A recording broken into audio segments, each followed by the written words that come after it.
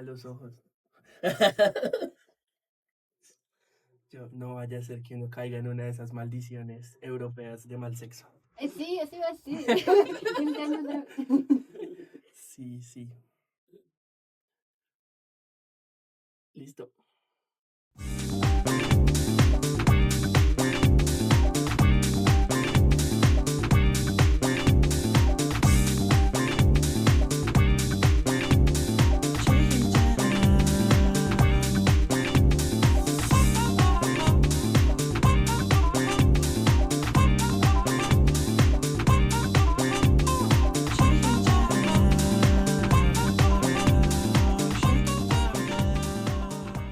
Pues nada, bienvenidas, bienvenidas a este espacio. Hoy nos está acompañando nuestra compañera Amanda Hurtado Garcés. También tenemos a Gaby, Gabriela en Hola. el estudio. Y bueno, creo que eso también nos va a dar un poco la oportunidad de conversar, de sentirnos tranquilas, de no sentir que esto es un espacio estructurado. Si bien te enviamos unas preguntas, como ya lo habíamos hablado, también vamos a dejar que fluya. Eh, pero yo quisiera iniciar preguntándote, ¿cómo te gustaría presentarte a ti? Como no de manera estructural con un perfil de es esto, sino más bien qué se siente habitar ese cuerpo y quién es. Nunca me habían hecho esa pregunta desde esta perspectiva, ¿no? Por lo general, siempre cuando te preguntan quién es, tú, antropóloga, investigadora, nací, ¿no? Es como un formato muy preestablecido. Eh, bueno, yo nací en un pueblo muy lindo, muy bello. Se llama Timbiquí, Cauca, es la zona del Pacífico caucano, muy poco conocido. Queda cerca a la isla Gorgona. Y bueno, es un territorio atravesado por río, mar, selva, como diríamos el territorio región profundo del Pacífico. Ahí nací, ahí tengo mi ombligo y para mí es importante decir que ahí tengo el ombligo porque en esa región del Pacífico hacen una práctica muy bonita, que es la ombligada. Es que cuando naces y el ombligo se cae, la abuela coge el ombligo y lo entierra, ¿no? Y al enterrarlo le pone algunas propiedades de plantas, animales. Y ese hecho, que es una práctica, un ritual muy importante en nuestras comunidades, es como esa alianza permanente entre seres humanos, naturaleza y cultura, ¿no? Como esa relación constante, permanente, que no es simplemente el hecho de decir vengo de tal lugar, sino que es realmente la posibilidad de conectarnos con el territorio y honrar siempre la presencia de nuestros muertos, nuestros ancestros, ancestras que están ahí y bueno, y todas las relaciones sociales, políticas que construimos alrededor de la estructura comunitaria. Entonces yo vengo de esa herencia histórica y bueno, y he caminado también mucho el territorio nacional, estuve un tiempo en Popayán y estudié en la universidad. También estuve en lo que sería la Gran Colombia, el sueño bolivariano. Estudié también en Ecuador, viví en Quito por 2 años. Ahí pude conocer un poco la intelectualidad más andina, conectarme con el sur del continente y finalmente ahora habito la ciudad de Bogotá, ¿no? Y Bogotá ha sido para mí muy importante porque me ha permitido crecer intelectualmente, expandir mi conciencia política revolucionaria y sobre todo, como decimos en el Pacífico, tejer una familia extensa y extendida a partir de redes de parentesco, no solamente consanguíneas, sino a partir de las afinidades intelectuales y políticas. Entonces, un poco esa es Amanda desde esa perspectiva. Bueno, eso nos habla mucho de experiencias compartidas.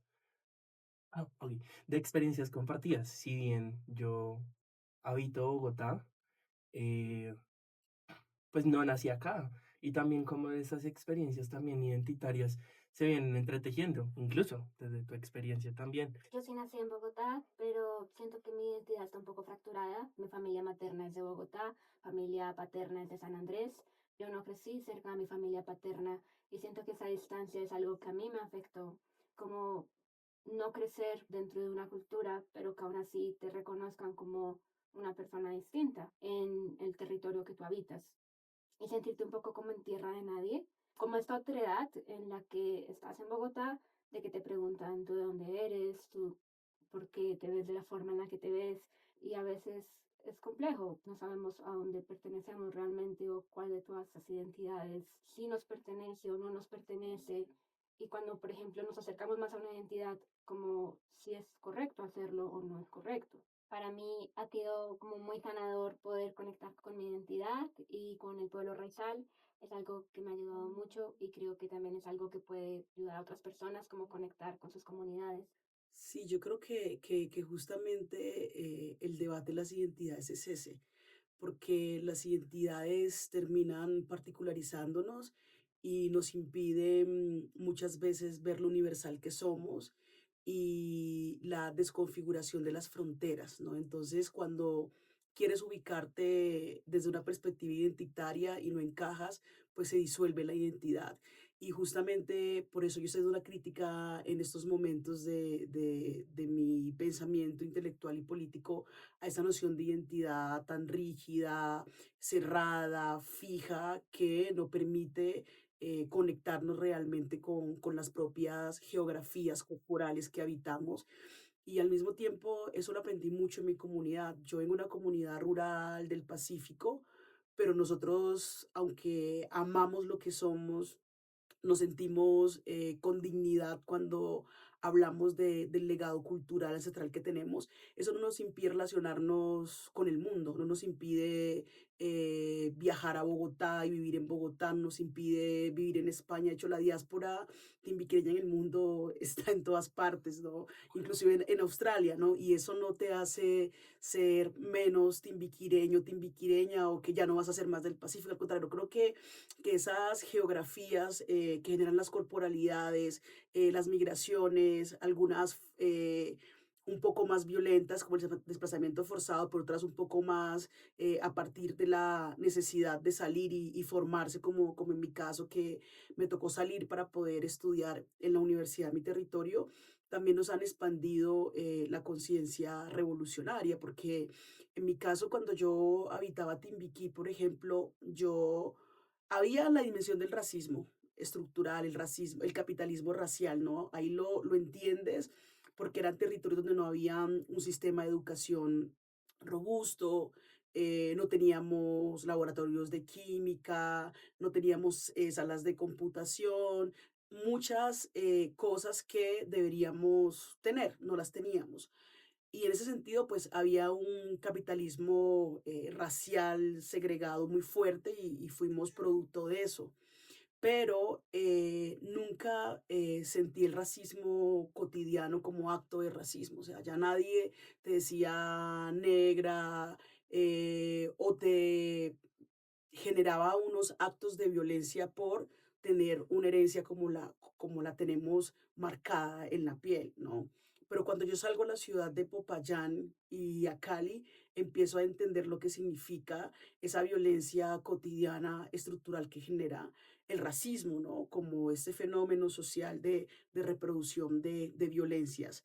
Y ahí pude como entender y comprender el por qué mi presencia marcada en la piel generaba tanta violencia de otras personas hacia lo que yo representaba en ese momento. Entonces, eso me permitió, por ejemplo, a mí comprender a profundidad ese tipo de situaciones que en mi contexto más cotidiano, rural del Pacífico, pues no lo había experimentado, ¿no? Entonces, por eso insisto que las identidades tienen que repensarse y no pueden seguir siendo como un lugar fragmentado, como un lugar fijo que no permite el contacto con los otros y los otros en un proceso de demonialización de las relaciones sociales y creo que ahí tenemos mucho que reflexionar. Sí, sí, yo creo que también eso nos permite reflexionar mucho sobre eso que pareciera que el fascismo a toda hora está hablando sobre la fragilidad de esas identidades.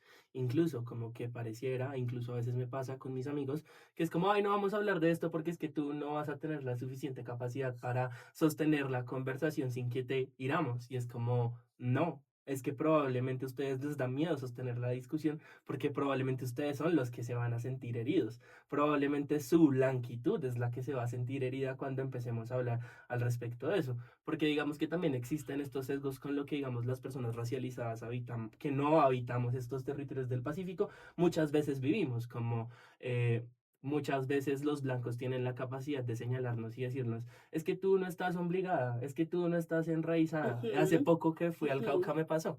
Eh, estuvimos en el Salón Nacional de Artistas, el cual tenía por nombre Cauca con K, en donde estuvimos hablando un poco sobre la producción de mundos, y yo llegué a Puerto Tejada. Y en ese momento en el que llegué a Puerto Tejada, pasó algo en mi cabeza que yo no sé qué fue lo que pasó, como que a veces se nos olvida que hay lugares donde la gente negra habita y solo hay una totalidad de personas negras que están habitando allí en sus formas de entendimiento y cómo se siente el cuerpo cuando llega a estos espacios, cómo lo encarna. Para mí fue impresionante, incluso porque muchas veces he visitado un montón de veces el Pacífico y he estado parchando y me encuentro con personas, pero al momento en el que llegué a Puerto Tejada, que está tan cerca a Cali, de pensar que Cali es una ciudad que se ha ido blanqueando poco a poco, que incluso con la alcaldía de Eder cada vez lo estético es gris, blanco, homogenizado. Cuando llegué a ese espacio para mí fue impresionante y fue decir como yo no nací acá, pero mi ombligo está acá, de manera espiritual, en el reconocimiento de lo que mi familia ha vivido, en el reconocimiento de las luchas que mi papá, incluso como una persona indígena, y mis bisabuelos como personas negras vivieron en el país y que no necesariamente necesitaba encontrarme allí para habitarlo o para obligarme, sino también cómo me siento reconocida en las formas de las otras personas, como también siento que el cuerpo se relaja, que deja de ser menos hostil, pero también lo que implica acuerpar la teoría, porque parece que a veces la teoría fuera algo muy, muy distante, algo que está allá, y entonces el cuerpo solo sirve para hacer cosas bellas, artísticas, eh, pero luego, cuando ya somos académicos, también, aunque a mí no me gusta llamarme académica, me gusta llamarme más militante, venimos sintiendo como eso va acuerpándose poco a poco y nos va dando nociones sobre cómo vamos a avanzar. Y dentro de las preguntas que te habíamos lanzado, un poco hay una que dice, ¿qué te motivó a dar ese paso hacia la política electoral? ¿Cómo influyen estos espacios en la decisión de postularte al Senado? ¿Cómo se acuerpa estar en una postulación al Senado, incluso con las vicisitudes que tiene la lista al pacto histórico? Sí, eso es una de las reflexiones que yo he hecho hace mucho tiempo, desde mi militancia en el movimiento estudiantil. Fui militante por muchos años en la Universidad del Cauca, en el movimiento estudiantil. Ahí, de hecho, fui cofundadora de un palenque de estudiantes negros, un círculo de estudio muy, muy importante.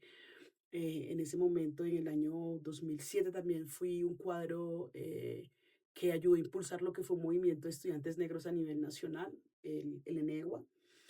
Y siempre habíamos hecho esta distinción muy fuerte entre las acciones más de los movimientos sociales y por otro lado las acciones de los partidos, ¿no? Entonces había como esa falsa dicotomía que uno entra a disputarse y es como cuando eres activista del movimiento estudiantil, el movimiento social, lo partidista lo ves como algo corrupto, tradicional, que no puede como enmarcarse en ese posicionamiento de la lucha por el poder, ¿no? Y durante mucho tiempo en Colombia hubo mucho debate sobre la combinación de las formas de lucha. Acabamos hace poco de venir en la cumbre CELAT Unión Europea del reconocimiento del Estado por el genocidio de la Unión Patriótica, ¿no? Y como conocíamos esa historia, un poco los que somos más de los 90 hacia adelante, nos inclinamos muchas veces más por la insurrección, ¿no? La revolución, la insurrección, y no veíamos en el partido una figura relevante revolucionaria, sino que lo veíamos al calor del tropel y la lucha estudiantil, el trabajo comunitario, las ollas comunitarias, el taller con las organizaciones y las comunidades, pero nunca vimos lo partidista como una vía política revolucionaria. Había como esa lectura en ese momento.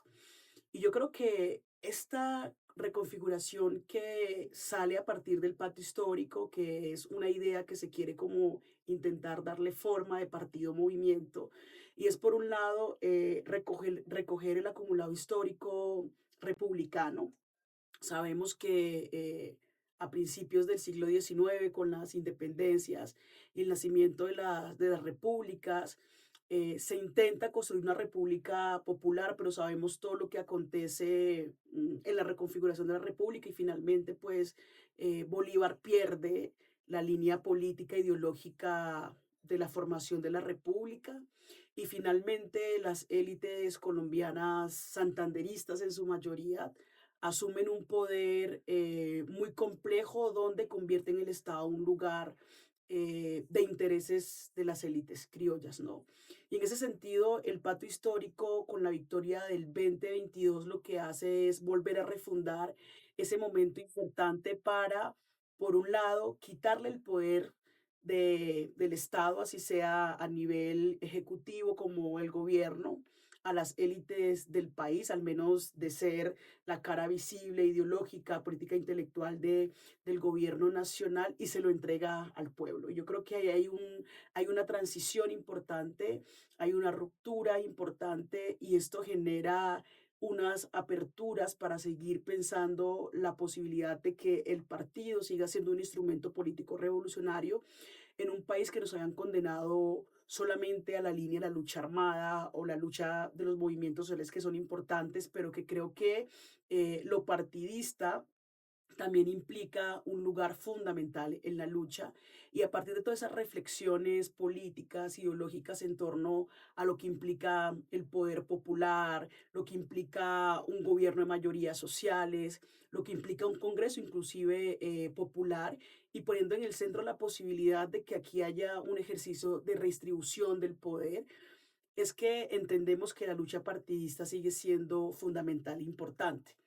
Y en ese sentido, insisto, tomamos como la decisión de participar en lo electoral, pues yo venía más de una lucha más de movimientos sociales, una lucha más intelectual, pero creo que hay que articular esas formas de lucha para poder realmente transformar. Y yo creo que la intelectualidad no se puede seguir quedando simplemente en el escritorio, en el salón de clases, en las conferencias. Creo que también somos llamados y llamadas y llamades a conformar partido. Yo creo que ahí es la importancia de la vía partidista como una vía legítima, fundamental, porque creo que tenemos que seguir sosteniendo lo que hemos ganado y es un gobierno del cambio que por primera vez ama al pueblo, entiende el pueblo, defiende al pueblo y pone en el centro del Estado la lucha de clases, el antirracismo, con mucha más timidez, lo antipatriarcal, pero que creo que son partes de los procesos que se toman su tiempo y su maduración. Y también creo que los movimientos sociales deben jugar un rol muy importante en esto y es ocupar la política. Y al ocupar la política, creo que nos podemos incluso configurar en un proyecto hegemónico a mediano plazo en Colombia y creo que están las condiciones para construir un partido, movimiento, inclusive desde una perspectiva internacionalista, por el rol que juega Colombia en la política global, temas como el genocidio contra el pueblo palestino, el tema de las transiciones energéticas, el tema de los procesos de paz y al mismo tiempo la posibilidad de una nueva política humanista, ¿no? Que ponga en el centro lo que ha llamado nuestro presidente la Colombia potencia mundial de la vida como la posibilidad de un país de la belleza en medio de unas élites narcoparamilitares, asesinas y en el medio también de un control imperial militar de los Estados Unidos bombardeando en el Pacífico y el Caribe. Creo que el pacto histórico cobra una relevancia histórica fundamental y creo que es el lugar más importante en este momento para ocupar la política. Por eso decidimos pasar de este lugar más de reflexiones intelectuales a una acción más material de la política. Creo que el presidente Petro ha sido muy valiente en enfrentar públicamente a países como Estados Unidos y al gobierno del presidente Trump. Espero haya inspirado a otros países un poco a hacer lo mismo. Creo que a pesar de los cambios que ha generado el pacto histórico y que ha abierto puertas que antes pues no estaban ahí, la política sigue siendo mayormente muy blanca y muy Ujú. heterosis. Ujú. Siento que es un primer paso, pero estamos muy lejos de poder decir que hemos dado por finalizada la lucha. Creo que la mayoría de candidatos que están ahora para el Senado y para la Cámara siguen siendo personas que son blancas mestizas y tienen problemas para entender la importancia de tener agendas antirracistas. Todavía está como el auge de la extrema derecha. Entonces, a pesar de que el pacto histórico ha logrado algo gigante, ¿cómo crees que se podría hacer para que las personas radicalizadas podamos tener como un mayor impacto en política y que si tenemos otro gobierno progresista, esto se mantenga o pues ojalá aumente para como mayor acceso a los espacios políticos y otros espacios de poder y no solamente de una forma como simbólica o instrumentalizada, sino un acceso real? Muy buena pregunta. Ahí son como varios elementos. Por un lado, yo creo que dentro del pacto histórico hay una correlación de fuerzas. No es un partido homogéneo, hay diferentes fuerzas que lo convierten en movimiento político y inclusive hoy ya hablamos de un partido único en términos jurídicos, pero al interior del pacto histórico hay partidos políticos, hay movimientos sociales y la correlación de fuerzas ahí genera unas desigualdades porque el ejercicio electoral es competitivo, ¿no? O sea, tiene una fuerte relación con el concepto de la competencia, ¿no? Y es una carrera por quién gana y quién pierde. O sea, ese es el sistema de partidos que hay y con lo que contamos también con una política todavía muy tradicional, un sistema de partidos que tiene unas alineaciones muy complejas y que la mayoría de la población colombiana no ejerce tampoco el derecho al voto, ¿no? Hay mucho abstencionismo a nivel nacional. Más sin embargo, creemos que si uno configura la lista del Senado al pacto histórico y el partido del pacto histórico, todavía hay una izquierda, una vieja izquierda que tramita el debate de las identidades, de la diferencia, de una forma absolutamente neoliberal. Sí, es decir, con cuotas, ¿no? Como si fuéramos una cuota donde hay que poner aquí a alguien indígena, alguien negro, una mujer lesbiana, un hombre gay, y lo tramitan de esa forma y de esa manera, y sigue siendo como el lugar de la política de las identidades y las diferencias, en clave de reconocimiento. Pero creemos que tenemos que pasar a una política mucho más de redistribución del poder y es cuál es el rostro de las mayorías sociales, ¿no? Y ese rostro de las mayorías sociales sigue siendo este país periférico, que es negro, que es indígena, que es mestizo, y que está en una presencia permanente y constante, constituyen las bases progresistas y de izquierdas de este país, pero que esas mayorías sociales no se ven reflejadas muchas veces en los rostros de quienes dirigen los proyectos políticos revolucionarios. Eso tiene que ver con estos esquemas, insisto, de la vieja izquierda de cómo tramitar estos debates de las diferencias y las identidades. Ahí, ¿cuál sería una forma o un mecanismo? Y es que realmente se constituyan a estas mayorías sociales como sujetos de poder, ¿sí? Como sujetos de poder, como poder popular, que podamos justamente ir al centro de la política y ocupar la política.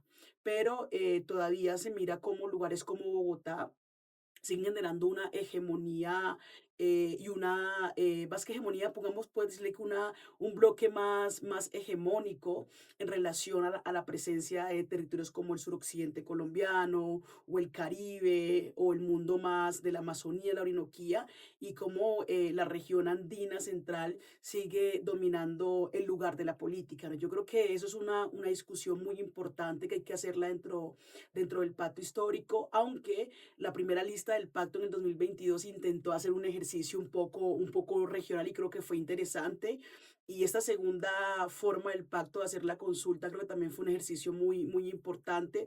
Y lo que queda es como estas experiencias que nos pueden generar como partido, o sea, dónde están las dificultades de enfrentar este ejercicio de la política electoral y también dónde están como las potencialidades para poder seguir fortaleciendo nuestro partido único como es el pacto histórico, ¿no? Más sin embargo, creo que sí, que la fotografía sigue siendo muy andina y muy mestiza, ¿no? Y yo creo que ahí es importante hacerse las preguntas pertinentes de cómo lograr que esas mayorías sociales que son las bases progresistas puedan tener un lugar de poder importante dentro del pacto histórico. Uno de los problemas en la consulta popular es que en muchos territorios hubo problemas logísticos para poder votar. Eso hizo que comunidades históricamente marginadas tuvieran dificultades para acceder al derecho al voto. Incluso en algunos territorios se planeaba ni siquiera abrir puestos de votación alegando motivos de seguridad, en especial en territorios de comunidades negras. Entonces se suma a la abstención al voto que incluso las personas que sí querían votar no podían acceder al voto. ¿Cómo se podría garantizar que todos los territorios puedan acceder al voto y además motivar a las personas a votar? Porque si queremos tener un Congreso popular, necesitamos que el pueblo sepa que tiene que elegir y es un derecho fundamental. Sí, en mi caso fue una noticia muy triste porque faltando casi 4 días para la elección nos damos cuenta que la mayoría del Pacífico rural disperso no podía votar.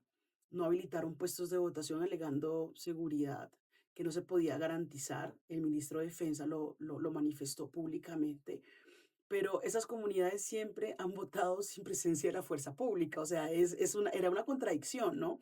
Siempre se ha votado sin presencia de la fuerza pública y la pregunta es, ¿van a poder votar ahora? Me imagino que sí, ¿no? Me Ojalá, imagino que sí, sí. puedan votar y yo me vi exponencialmente golpeada por esa decisión, porque la mayoría de mis bases electoras estaban en el Pacífico rural disperso y no pudieron ejercer el derecho al voto. Entonces, la gente que veníamos más de la periferia del país, nuestra votación se redujo sustancialmente. En cambio, quienes tenían una votación más gruesa en espacios más urbanos pudieron votar y más sin embargo hubo mucha gente que no pudo votar en las ciudades porque redujeron las mesas y las pusieron, por ejemplo, si en un lugar habían 30 mesas, ahora hay 5 mesas. Entonces las colas eran gigantescas y la gente llevando sol en el caso del Caribe, en el caso del Pacífico, para poder votar y no pudieron votar al punto que le tocó a la registraduría extender 2 horas más la votación porque la gente no estaba alcanzando a votar por las largas colas de la jornada electoral. Sí, sí, yo creo que eso que tú dices es importante, digamos que hacer esta reflexión de que muchas veces existe esta hiperpreocupación de lo que está pasando en el Cauca, eh, porque también lo vemos desde una noción muy blanca, pero también desconocemos que llevamos 400 años en las mismas situaciones, entonces digamos que si pasa muchas veces que desde la ciudad decimos como el Cauca está en fuego, evidentemente lo está, no lo vamos a negar, pero no, Caucanistán. pero no reconozco pero no reconocemos la fortaleza también de las personas allí. Pareciera que siempre lo vemos desde una distancia de la victimización, Ujú, Sí. como ujú. incluso yo he escuchado profesores en universidades que dicen cosas horrorosas como quién los manda a habitar estos espacios y eso termina hiriendo profundamente nuestras identidades y las formas en las que nos vivimos. Eh, y yo creo que en esa relación de lo que implica también resistir, existen unas autonomías que existen constantemente allí. Y yo me he hecho esta pregunta de qué acciones deberíamos tomar en este instante ante lo que está pasando en el Cauca, cómo lo podemos asumir, entendiendo que no es una responsabilidad de las personas que habitan allí en este espacio, sino que hay unos espacios de tensión internacionales que hacen que las situaciones en el Cauca estén allí, y no solo internacionales, también coloniales, que se han venido desarrollando a lo largo de este espacio y qué papel cumple aspectos como la soberanía alimentaria, la defensa del territorio, de la vida, de la autonomía, pero algo que creo que no quisiera que faltara aquí, de la espiritualidad que habita en estos espacios, porque leer al territorio sin espiritualidad creo que es un asunto blanco. Entonces, ¿cómo podemos leer esto? ¿Qué aspectos pueden enmarcarse en medio de estas luchas? También en especial que últimamente como sectores religiosos y católicos especialmente están atacando espiritualidades eh, que pues no son judio-cristianas y están haciendo como una persecución a lo que ellos consideran brujería, que son muchas veces religiones de raíz afro, Ujú. como la religión yoruba y otras religiones ancestrales, y están haciendo una persecución y pues cómo se pueden proteger como a estas religiones y a las personas que las practican, de estas personas pues, que no son integrantes. Claro, y ahí como para agregar y no dejarlo desligado, pues también esa autonomía implica también reconocer mi cuerpo como un ente espiritual y incluso desde el ombligarse, como Ujú. ombligarse es un acto espiritual político, no es solo un acto espiritual porque quiero hacerle el mal a alguien o algo así, porque muchas veces es leído desde esas Ujú. perspectivas, sino también como implica hacer una resistencia propia de una que ha habitado ese espacio. Sí, el Cauca, Caucanistán, diríamos. Eh, los ciclos de violencia en el Cauca han sido muy permanentes, o sea, desde que yo habito de forma consciente el Cauca, siempre ha habido ciclos de confrontación y de correlación de fuerzas entre varias fracciones de la política en el Cauca, ¿no?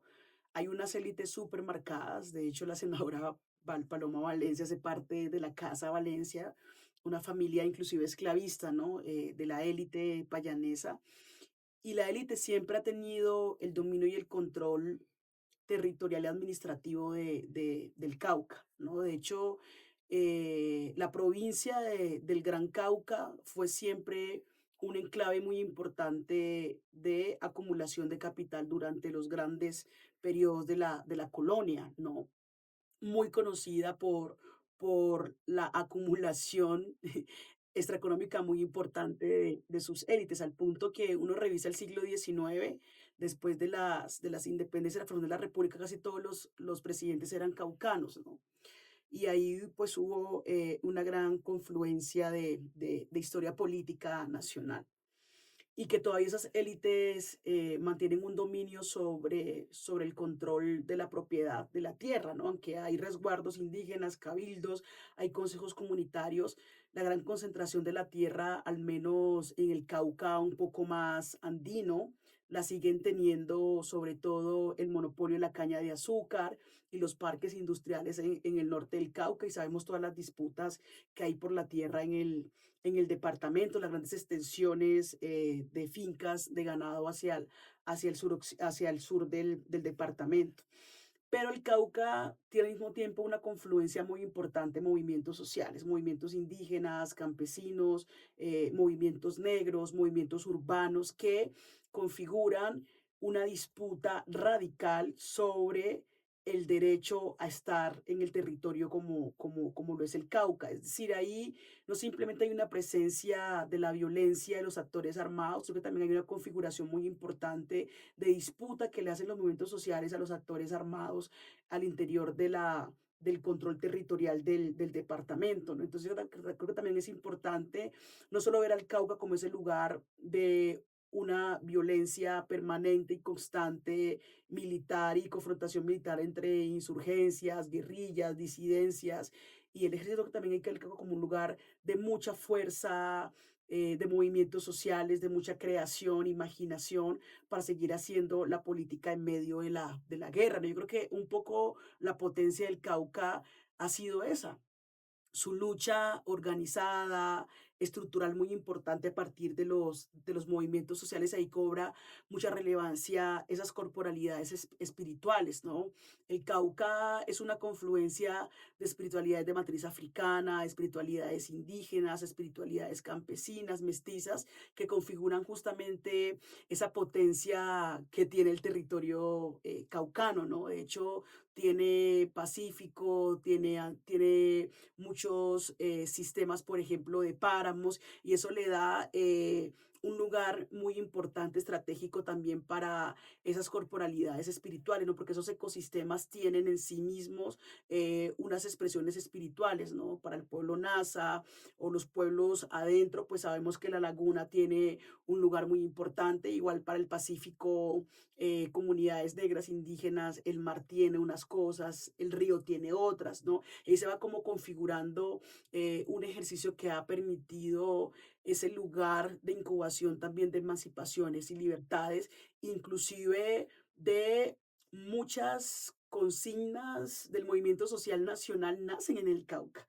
¿no?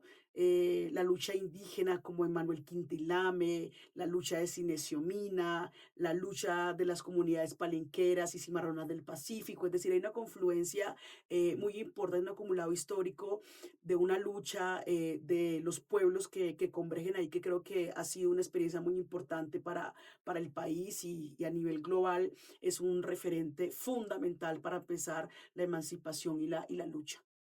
Sí, tú has dicho algo que a mí me parece muy interesante en relación a esto. Hablabas del republicanismo y me parece importante, sobre todo porque, claro, esa noción también de quién tiene el poder viene desde allí. No es una noción que se haya construido en los últimos 10 años ni en los 20 años, como mucha gente quiere hacer pretender desde la derecha, sino que es unas identidades en disputa que llevan más de 200 años tratando de encontrar estos espacios. También de preguntándose cómo se construye país, cómo se construye república, o incluso para quienes quieren habitar la patria, cómo se construye la patria. De esa misma manera, pues hemos venido disputando de maneras distintas, variadas, por no decir distintas, variadas, el poder, y eso debe terminar constituyéndose en propuestas legislativas. Creo que eso es importante porque digamos que puedo entender por completo a aquellos que quieran distanciarse del poder legislativo y decir, hacemos desde lo comunitario, pero en últimas, estos cuadros y estas diferencias políticas que incluso podemos tener muchas veces, lo que hacen es un salpicón, un sancocho de lo que es nuestro proyecto político, porque ver nuestro proyecto político como algo homogéneo es algo complejo. Es algo dificultuoso, porque caeríamos otra vez en esta noción de homogenizarnos a todos y pensar que todos pensamos igual. En relación a esas propuestas legislativas, ¿qué consideras que en este momento es prioritario que llegue al Senado y a la Cámara de Representantes? ¿De qué manera podemos incluir a las comunidades racializadas, a las personas sexo, género diversas, pero también a otras poblaciones históricamente excluidas para construir un país, si bien poderse llamar multicultural o intercultural? Yo me distancio un poco de eso, digo, un sancocho de país, un salpicón de Bateman, país. ¿Cómo hacer ahí ve Bateman. esa vaina? ¿Cómo hacerlos un sancocho? Eh, bueno, yo creo que el Congreso es un lugar de disputa muy importante. Lo vimos en el escenario contencioso de lo que fue el llamado a la consulta popular. Yo escribí un artículo para Jacobin justamente sobre el por qué sí a la consulta popular y nos damos cuenta, por ejemplo, cómo la ANDI, final con los grandes gremios empresariales salieron a decir que no podía haber consulta popular. Y nos dimos cuenta que muchos congresistas son pagados por las grandes empresas, las multinacionales, el sector privado, por la banca. Son financiados sus campañas, ¿no? Y que van justamente al Congreso a defender los intereses de la élite de este país y en contra de la voluntad colectiva, incluso de sus propios electores, que es el pueblo colombiano. Entonces ahí nos dimos cuenta que tenemos un Congreso que defienda los intereses de las mayorías sociales, del campo popular, de la gente que ha estado construyendo este país todos los días, ¿no? Pero justamente por eso hemos llamado a un recambio. Y ese recambio tiene que ver con una cosa que ha insistido el presidente Petro, nuestro compañero presidente, y es la posibilidad de una nueva Asamblea Nacional Constituyente. Yo creo que hasta allá tenemos que avanzar. Hay muchos sectores como el sector de los liberales que dicen, no, ¿para qué asamblea? La constituyente es el 91 es lo mejor que tenemos, ¿cómo vamos a hacer eso? Es un peligro, vamos a retroceder. Pues no, no vamos a retroceder. Todavía en términos laborales, ustedes que vienen más de la vía partidista también se dan cuenta que los derechos laborales de este país son feudales. Son feudales. O sea, aquí en este país a la gente no se le pagaba horas nocturnas, ni dominicales, ni festivos y la gente ha estado explotada con su fuerza de trabajo en este país y no ha habido redistribución del capital.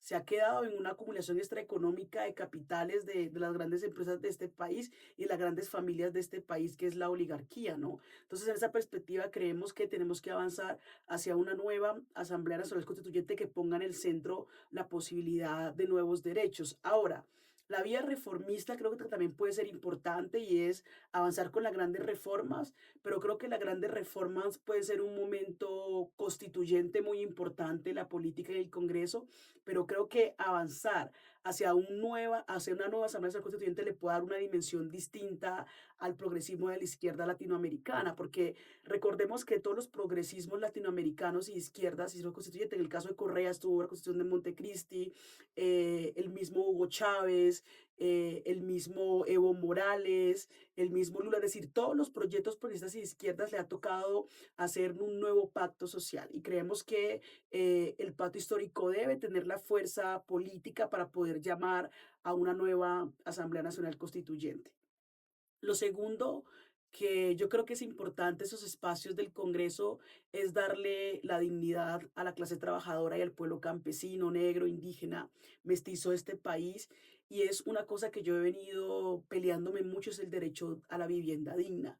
Si uno recorre Cartagena, barrios como el Mandela, recorre aquí Bogotá, Altos de Cazuca, recorre la ciudad de Cali, como Siloé, el oriente de la ciudad, recorre Popayán, aquí mismo súper cerca en la región de Boyacá, se va hacia el Caquetá, es decir, se recorre todo el país y hay una crisis.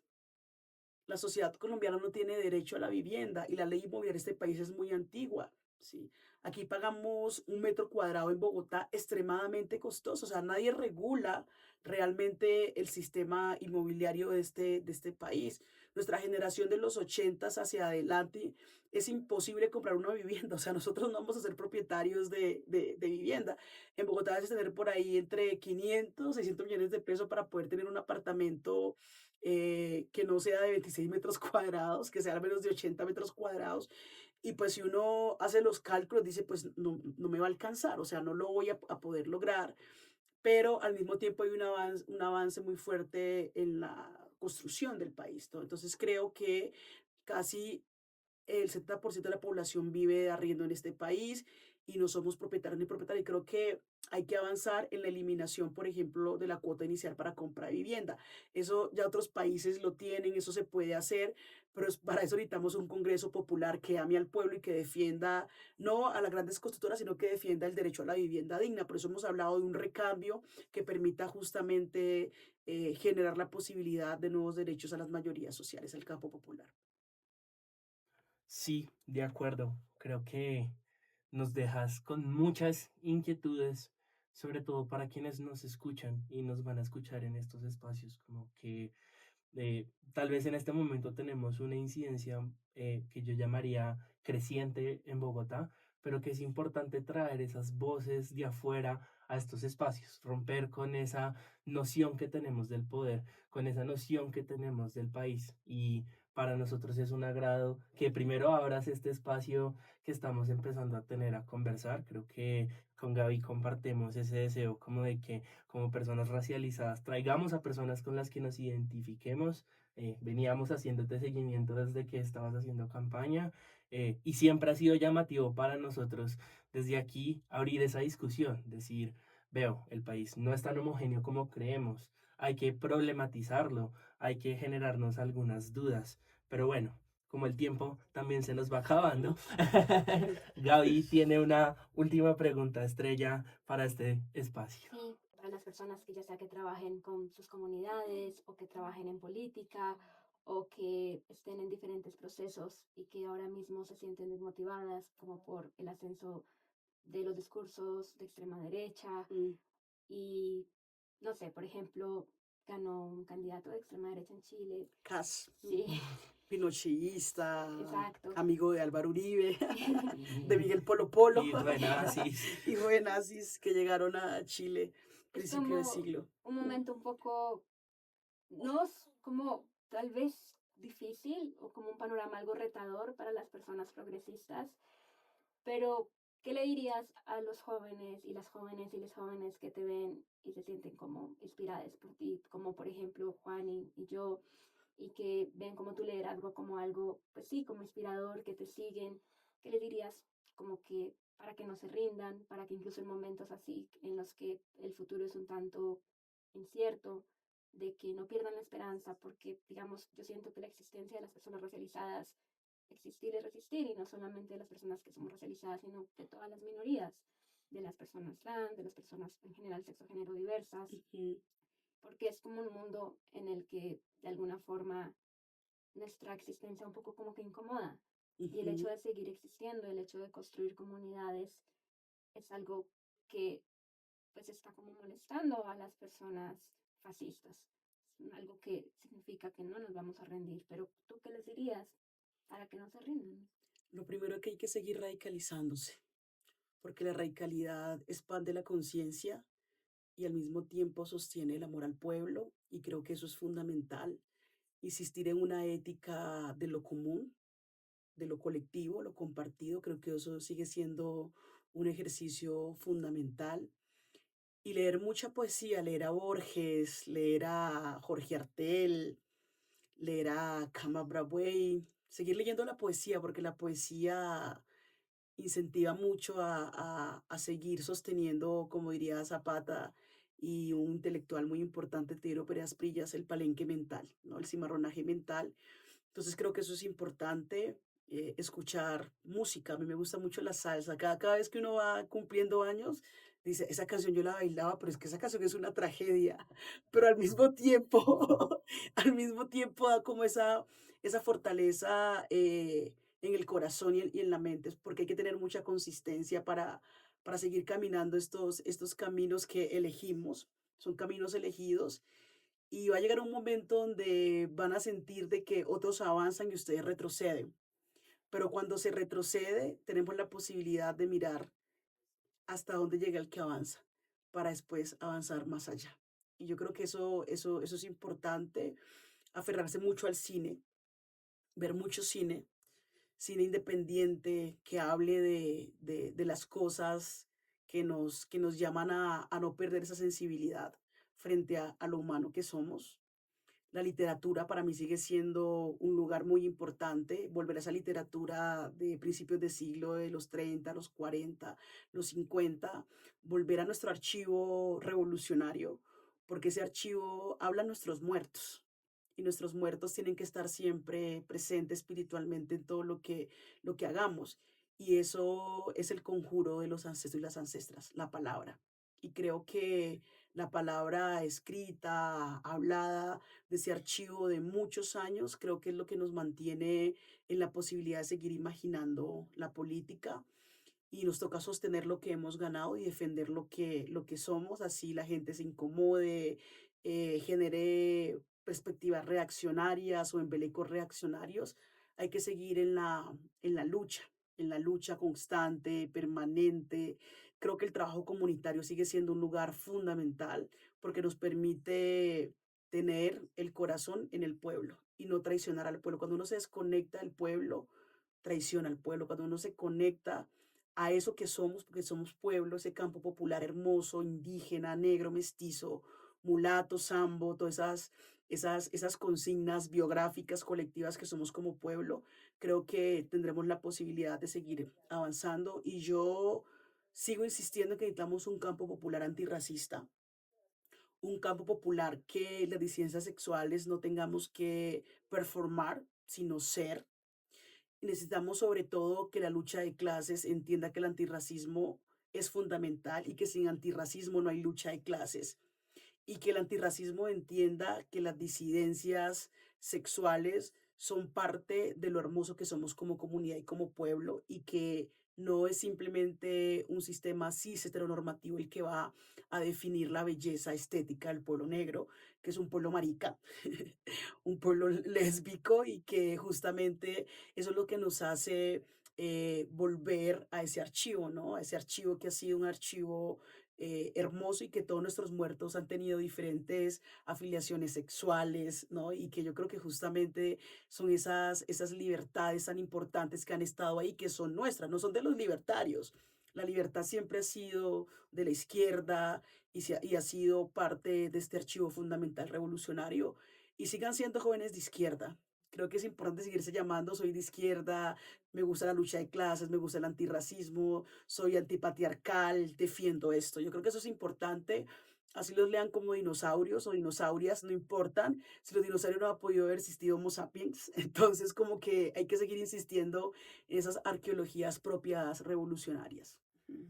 Bueno, hemos hecho un ejercicio político, incluso espiritual, de hablar con cosas que han pasado en el pasado, valga la redundancia, que nos han permitido estar aquí. Hablamos de la Unión Patriótica, que viene a ser muy importante para quienes somos cercanos a eso, incluso a quienes hemos tenido familia. Hablamos también de el legado colonial. Estuvimos echándole un poquito a la madre, a la familia Valencia, incluso. Pero nada, agradecerte por este espacio espiritual. Es un abrazo al corazón. De seguro será un abrazo al corazón para quienes nos escuchen, incluso cuando da miedo pararse en estos espacios a hablar en el micrófono. También agradecerte a ti, Gaby, por el espacio. Y bueno, no sé si tú quieras decir algo, Gaby, para cerrar. Muchas gracias por acompañarnos, por tus palabras, por tu sabiduría, por la esperanza.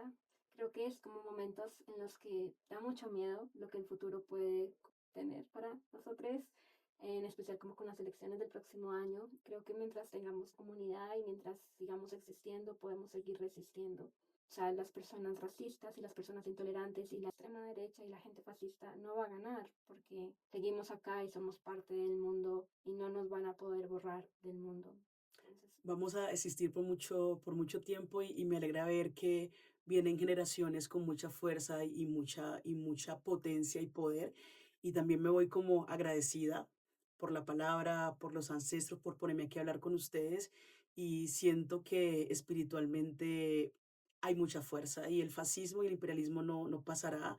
Y aunque haya temor por lo sucedido en Chile anoche, creo que este pueblo colombiano es digno, bello y va a saber elegir a Iván Cepeda como ojalá. presidente. Amén. Y Sí. con esto damos cierre.